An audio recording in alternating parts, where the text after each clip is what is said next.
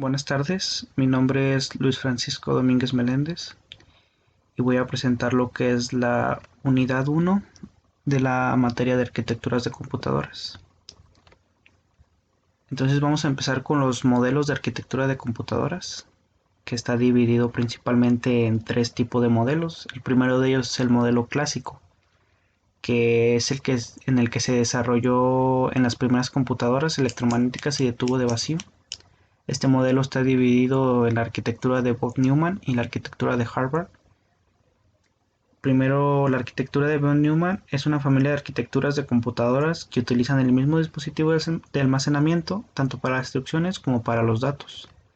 Entonces aquí podemos ver que utiliza una memoria central, le llaman una memoria central, que tiene las instrucciones más los datos. Los componentes de esta arquitectura son la unidad central de procesamiento, que es la CPU. También tiene lo que es una unidad de control. Tiene lo que es el ALU, que es la unidad aritmética lógica, tanto como sus registros y su contador de programa. Y también tiene lo que es los sistemas de entrada y salida.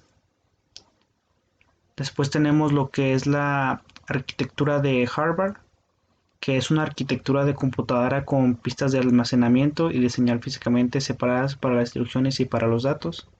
Aquí podemos ver que tenemos la unidad central de proceso y tiene separado su memoria de instrucciones y su memoria de datos. Podemos ver lo que son sus componentes, que es la unidad de control. Tiene su memoria de datos, su memoria de instrucciones, que son la ROM y la RAM. Tiene su ALU, también su unidad aritmética y su sistema de entrada y salida. Después tenemos lo que es el modelo de arquitectura, modelo segmentado, que consiste en la segmentación del procesador, lo que llamamos pipeline, descomponiéndolo en etapas para poder procesar una instrucción.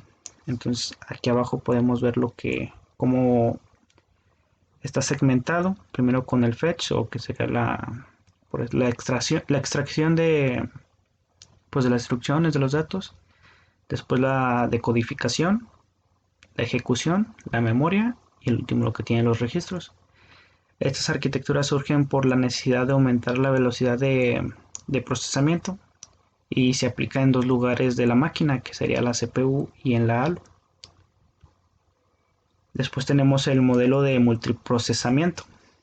Se denomina multiprocesador a un computador que cuenta con dos o más multiprocesadores, CPUs. Este multiprocesador puede ejecutar simultáneamente varios hilos pertenecientes a un mismo proceso o procesos diferentes. Entonces tenemos que está dividido en lo que es la arquitectura NUMA y arquitectura SMP. La arquitectura SMP, son varios procesadores que comparten la misma memoria principal y periférico de entrada y salida, normalmente conectados por un bus común.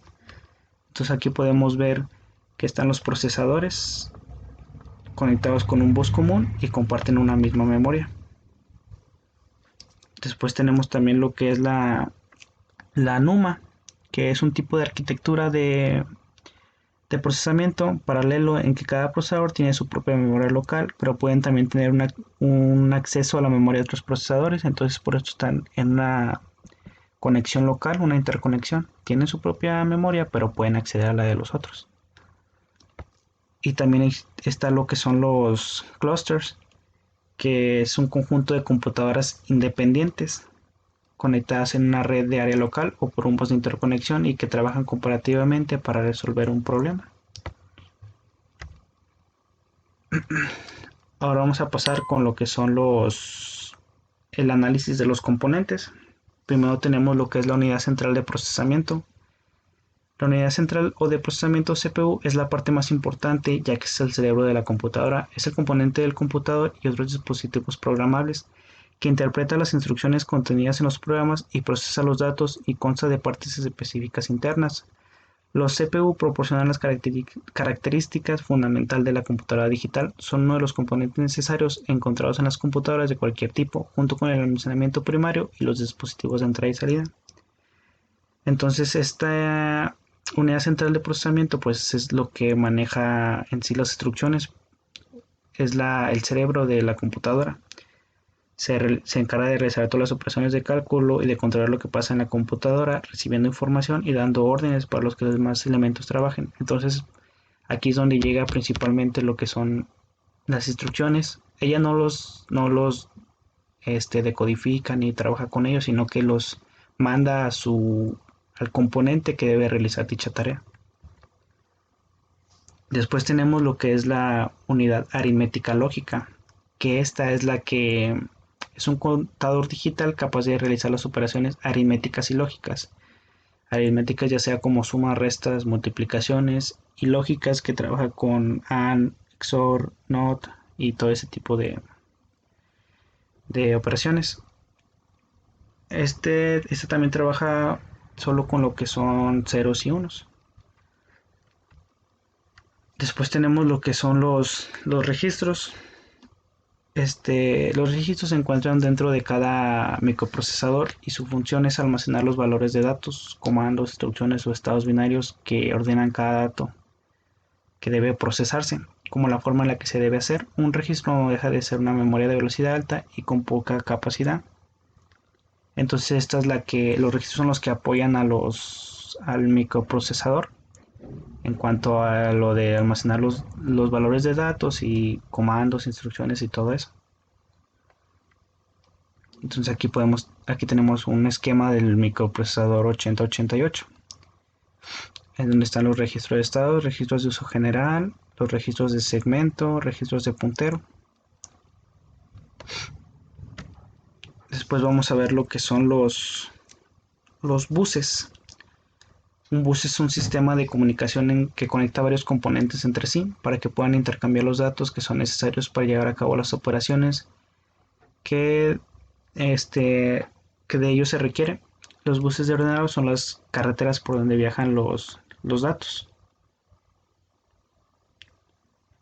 El propósito de los buses es reducir el número de rutas necesarias para la comunicación entre los distintos componentes, al realizar las comunicaciones a través de un solo canal de datos. Entonces aquí tenemos lo que es un diagrama con el tipo que hay aquí de bus, que tenemos primero lo que es bus de direcciones, que es un canal de microprocesador totalmente independiente del bus de datos, de donde se establece la dirección de memoria del dato en tránsito.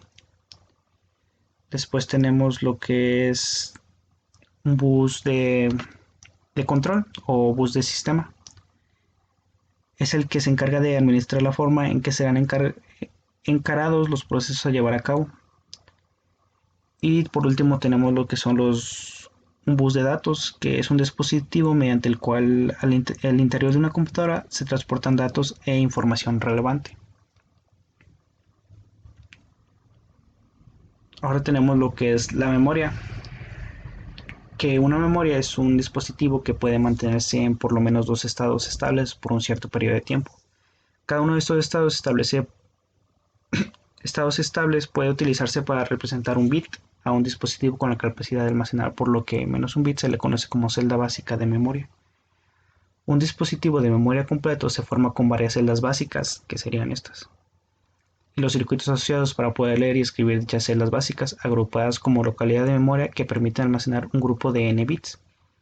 El número de bits que puede almacenar cada localidad de memoria es conocido como el ancho de la palabra de memoria, que sería un conjunto de todas estas. Después tenemos el concepto básico del manejo de memoria.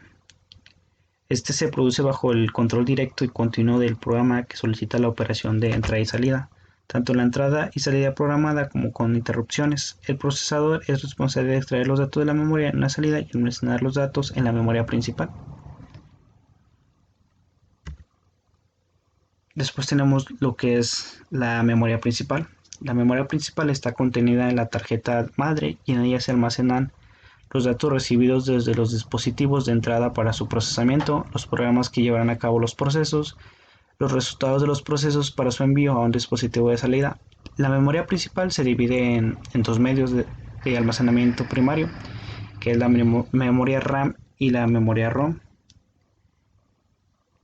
La memoria RAM, que significa Random Access Memory, eh, es donde residen programas y datos sobre los cuales se puede efectuar operaciones de lectura y escritura. Esta memoria RAM también es volátil, lo que significa que al perderla, por ejemplo, cuando se apaga la computadora, se van a perder lo que son lo que tenga guardado. También tenemos lo que es la memoria ROM, que significa Read Only Memory, que es un circuito integrado de memoria de solo lectura que almacena instrucciones y datos de forma permanente. Entonces esta no es volátil, no importa que el computador esté apagado, se van a mantener los datos guardados. Después tenemos lo que es la memoria caché. La memoria caché opera de modo similar a la memoria principal de CPU, pero con mayor velocidad a pesar de ser mucho menor tamaño. Su eficacia provee al microprocesador de tiempo extra para acceder a los datos más frecuentes utilizados sin tener que regresarlos a su lugar de origen cada vez que sean necesarios. Entonces esta memoria lo que hace es ayudar a que si se realiza una acción, o sea, si se vuelve a repetir una acción, esta ya tiene guardados datos de ella para que no sea tan tardada. Entonces el funcionamiento de esta memoria alterna es simple. Cuando accedemos a un dato cualquiera en nuestro sistema computarizado, se crean de inmediato una copia de los datos más relevantes del mismo en la memoria caché, de modo que los accesos siguientes a dicha información la tenga a mano y no deba rastrearla hacia su lugar de origen. Después tenemos lo que es el manejo de la entrada y salida. Primero son los módulos de entrada y salida. Los módulos de entrada y salida están conectados con el procesador y la memoria principal y cada uno controla uno o más dispositivos externos. La arquitectura de entrada y salida es su interfaz con el exterior. Esta arquitectura se diseña de manera que permita una forma sistemática de controlar las interacciones con el mundo exterior y proporciona al sistema operativo la información que necesita para gestionar la actividad de entrada y salida. Entonces, este módulo de entrada y salida son lo que nos ayuda a que haya una mejor comunicación. Cuando, por ejemplo, conectamos un teclado, un ratón, o cuando es de salida, que sería un monitor o una impresora, por ejemplo. Entonces aquí tenemos un diagrama de cómo funciona. Aquí está la CPU de memoria y cómo viaja al módulo de entrada-salida, y de aquí va a los periféricos, que ya serían lo que mencioné: teclado, un monitor, etcétera. Después tenemos lo que es el manejo de la entrada y salida programada, que es la que se produce bajo el control directo y continuo del programa que solicita la operación de entrada y salida. Tanto en la entrada y salida programada como con interrupciones, el procesador es responsable de extraer los datos de la memoria en una salida y almacenar los datos en la memoria principal. El problema con esta entrada y salida programada es que el procesador tiene que esperar un tiempo considerable hasta que el módulo en cuestión esté preparado para recibir o transmitir datos. Entonces aquí tenemos algunos puntos de lo que es la entrada y salida programada, de cómo funciona. Primero, al encontrar una instrucción de entrada y salida, el procesador genera el identificador del controlador y el periférico y una orden de entrada y salida. Después la orden de entrada y salida es enviada al controlador. Como tercer paso, el controlador realiza la operación y ajusta el valor del registro de estado, pero no avisa al procesador. Después, el procesador debe controlar periódicamente el estado del controlador hasta que compruebe que la operación ha finalizado. Después tenemos lo que es la entrada y salida mediante interrupciones. En el caso de la entrada y salida por interrupciones, es el dispositivo quien establece el momento en que se realizan las transferencias de los datos, avisando a la CPU de que ha ocurrido un evento, por ejemplo, que el usuario haya presionado una tecla. En este punto debemos aclarar que en la familia 8086 existen tres tipos de interrupciones, que a veces producen confusión por la nomenclatura empleada en diversos textos, que estas serían las traps, las excepciones y las interrupciones hardware. Ahora tenemos lo que es el acceso directo a memoria. El acceso directo a memoria permite a cierto tipo de componentes de una computadora acceder a la memoria del sistema para leer o escribir independientemente de la unidad central de procesamiento. Muchos sistemas hardware utilizan DMA, incluyendo controladores de unidades de disco, tarjetas gráficas y tarjetas de sonido. DMA es una característica esencial en todos los ordenadores modernos, ya que permite a dispositivos de diferentes velocidades comunicarse sin someter a la CPU a una carga masiva de interrupciones.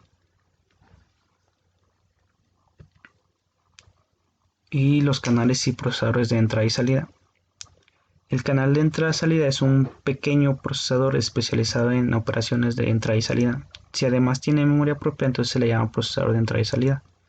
Para realizar una transferencia de entrada y salida, la CPU primero ha de indicar qué canal de entrada y salida ejecuta un determinado programa. Después de determinar la operación de entrada y salida, el canal de entrada y salida deja el resultado en un área de memoria y a continuación genera una interrupción para indicar que ha acabado. Después tenemos lo que son los tipos de buses. Ya habíamos mencionado que, bueno, los buses son caminos que permiten comunicar selectivamente un cierto número de componentes o dispositivos de acuerdo a una cierta regla o normas de conexión. Entonces tenemos lo que son buses serie y paralelo. Los bus paralelo es un bus en el cual los datos son enviados por bytes al mismo tiempo, con la ayuda de varias líneas que tienen funciones fijas. La cantidad de datos enviada es bastante grande, con una frecuencia moderada, y ha sido usado de manera intensiva, desde el bus del procesador, los buses de disco duro, las tarjetas de expansión y de video, hasta las impresoras. Lo que sería de serie, bus de serie, en los datos son enviados bit a bit y se contribuyen por medio de registros o rutinas de software. Está formado por pocos conductores y su ancho de banda depende de la frecuencia. Es usado desde hace más de 10 años en buses por discos duros, tarjetas de expansión y para el bus de procesador. También tenemos lo que es el multiplexados, que una línea de bus multiplexado utiliza las mismas líneas para funciones diferentes en distintos instantes de tiempo. Las ventajas de esta es el ahorro de espacio y costos, y la desventaja que tiene es que es requerida una circuitería más compleja en los módulos de los dispositivos. Eventos que comparten las mismas líneas no pueden ocurrir en paralelo. También tenemos lo que es la estructura de los buses, que bueno, ya había mencionado al principio, que es el bus de datos, que es un camino para transferir datos entre el resto de componentes de una computadora. Los bus de direcciones, que designan la posición de los datos. Estas son salidas de la CPU y determinan capacidad de direccionamiento. Y lo que tenemos también es el bus de control, que controlan el acceso y uso de las líneas anteriores. Después tenemos lo que es la jerarquía de buses. El computador tiene diferentes tipos de buses. Los computadores modernos tienen por lo menos 4 buses diferentes. Se les considera una jerarquía porque cada bus se conecta al nivel superior a él dentro del computador, integrando así todas las partes del computador. Cada uno es generalmente más lento que el que se encuentra sobre él, siendo el bus del procesador el más rápido, tratándose de que es el dispositivo más rápido del computador. Entonces aquí podemos ver el tipo de bus, que es el bus local. El bus local es el que contiene elementos más rápidos, tales como lo que es la memoria caché. Después tenemos el bus de sistema, que es el que conecta elementos tales como la memoria principal o dispositivos rápidos. Y tenemos el bus de expansión, que es el PCI, el USB, el ATA. Entonces, este esquema típico de jerarquía de buses en una computadora. Los buses de arriba son los más rápidos y el bus de expansión sería el más lento. Y tenemos lo que son las interrupciones, también conocidas como IRQ, que son recursos que utiliza un dispositivo cuando necesita detener el proceso que está realizando la CPU para informarle de que él, por su parte, está haciendo algo. Si dos dispositivos utilizan las mismas interrupciones, se produce un conflicto. El ordenador no sabe qué elemento intenta avisarle y suelen aparecer problemas de funcionamiento. Tenemos 3 tipos de interrupciones. Interrupciones requeridas por hardware. es iniciada por un periférico que demanda atención, ya que ha ocurrido un evento relativo a este periférico que demanda algún procedimiento de parte de la CPU. También tenemos interrupciones requeridas por software para interactuar con periférico. Son aquellas provocadas dentro del propio procesador para una situación anormal de funcionamiento de alguna de sus partes. Y interacciones externas. Las interrupciones externas provienen de dispositivos de entrada y salida, de un dispositivo de temporización, de un circuito que monitorea la fuente de almacenamiento o de cualquier otra fuente externa. Entonces, todos esos serían los temas de la unidad 1. Muchas gracias por la atención.